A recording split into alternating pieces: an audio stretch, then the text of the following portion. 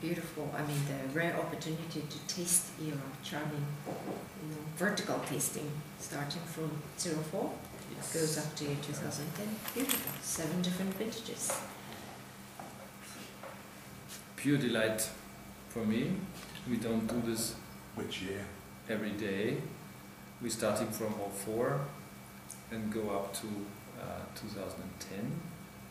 04 was our first vintage. Mind you that we started the project with a white sheet of paper a year before. 3 musketeers, Franz, Dieter and myself, because I wanted to go back to Austria and to winemaking, and together we shared a mission to contribute to Gruner for a global recognition.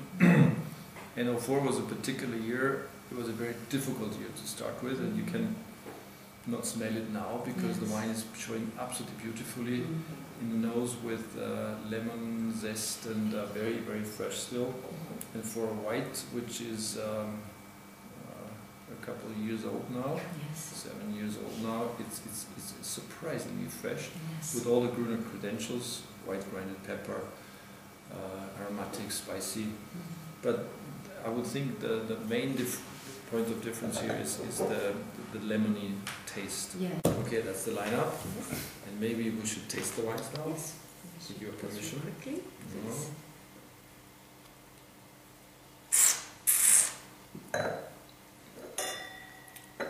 Difficult year. End of October, we wanted to harvest. Rain. In essence, we had to sort out about 50% of the grapes, which were botrytis grapes, and that's the main point here. In all of these wines you will never find botrytis, because in the Kamptal, in LAURENZ V in particular, we believe in the perfect grape. We only use healthy grapes for winemaking.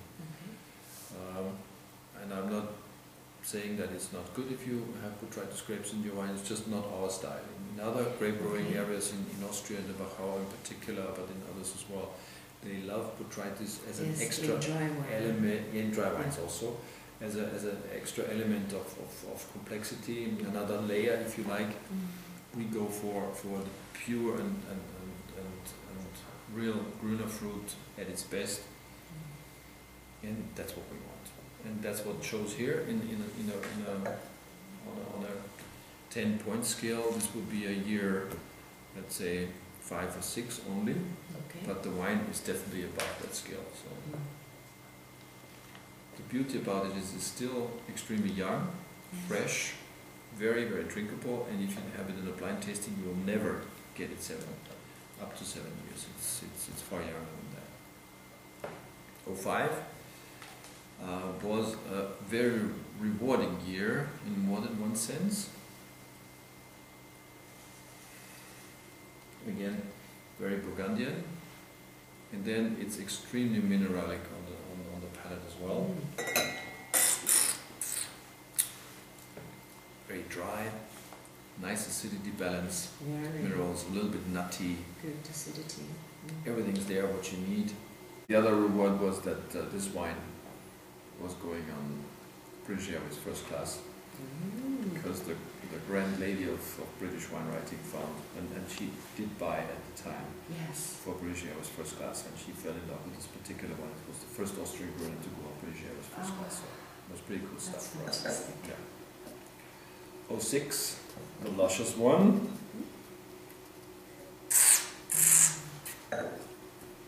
This is what we call a mouthful of wine. It's filling your mouth, it's a long aftertaste, it's pleasure, complexity all the way. It's what we call a complete wine. This will go on for many, many more years. I would suspect for the next 20 years, no problem, especially with Stelvin closure. Absolutely perfect wine. Ready to drink. I love this, the fruits, the good fruits in the course, they're fresh. Fantastic, fantastic. Beautiful. Then we go on to the 07. Nice color still.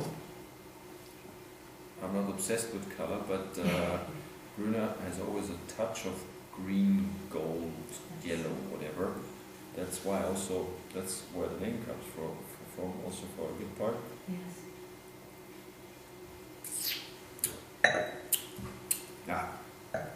this is my partner Didi's favorite Gruner at the moment, and I think he's absolutely right, because it's a little bit restrained on the nose, but it just explodes on your palate with such a nice acidity. Gruner pure, Gruner to the max, easy to understand, but still a wine with lots of substance, lots of longevity, and it lingers on. Beautiful. I love it. And it's very much in harmony from the very beginning, at first sight, the nose and everything, and it doesn't overpromise on the nose, but it overpromises on the palate, which is very rare. It's usually that you have these blockbuster noses and everything, and then it fades away. But this grows on you, and that's what I like in this particular one. And it's led by a very, very healthy acidity and mineral balance. Very, very cool stuff here. 08, the most Gruner we produced so far.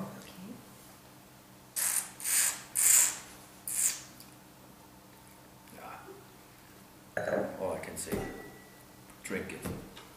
Bucket loads, easy, unbelievable. I mean, this is really, this is the most Austrian Gruner, which Austrians would like most. Yes. Internationally speaking, it's a little bit extreme. It's the extremist out of this lineup here. But on a personal goût, if you like, yeah, it's perfect to drink now. But as I said before, this will live for long, many years to come, because of the very nice acidity, which is a complex one. It's not an acidity, it's a spike. It just doesn't stand out. It's well integrated, and that's why it's so drinkable.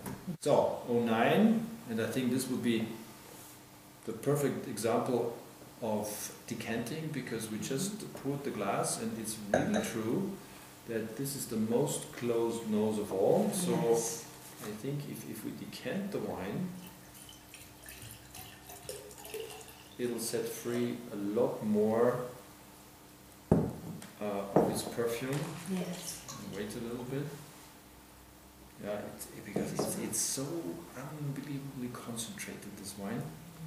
It's the wine with the most extract. It's the thickest wine, apart from 06 maybe. And it was a perfect year for us. Not the easiest, but the end result was very, very good. In this particular one, it was very, very difficult to find the right balance between the two soil types I was referring to, between soil, number one, which is the clay soil, and then the granites on the other side. But I think we found a very, very good mixture, keeping the acidity intact, the minerality, but having an enormous lusciousness in this wine, which you already can feel on the nose. 09, the decanted one. Okay. We're back to lusciousness, we're back to body, we're back to character, we're back to concentration. Super complex, very nutty, very grapey still.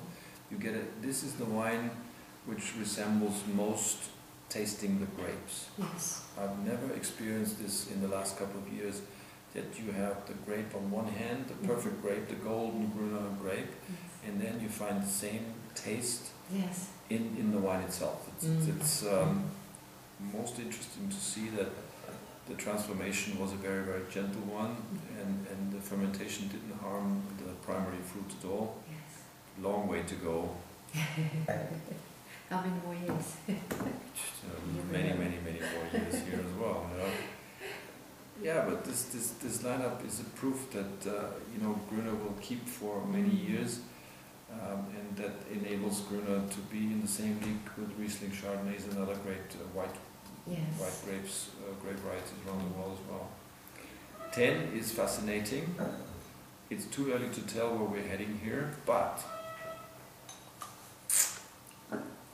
it gives us a wonderful combination between 08 vintage and 09. It gives us the acidity of 08, and it gives us the lusciousness of 09, and both elements in harmony, in complete harmony, and also again with long aging potential here. Basically due to the fact that the vintage was 40% smaller than the previous vintage, so the concentration is very high. I see. And that's why we got this gift, because at the end of the day, this is exactly what we're aiming for complex concentration and still drinkability. Yes. What I'd like to mention here in all these wines is very, very important. Yes. I don't go for blockbuster wines when it comes to alcohol. Yes. The buck stops at 13. Ideal would be 12.5. Very hard to achieve at this quality range, because we still want to finish a bottle with two people. So that's a very, very important element in our winemaking philosophy, not to allow alcohol to go too high. Yes. First of all, it doesn't do Gruner any good, because it sort of hides the fruit flavors. Yes. But on the other hand, it also hides the pleasure in the wine as well. Okay. So, perfect. Yes. Thank you so much.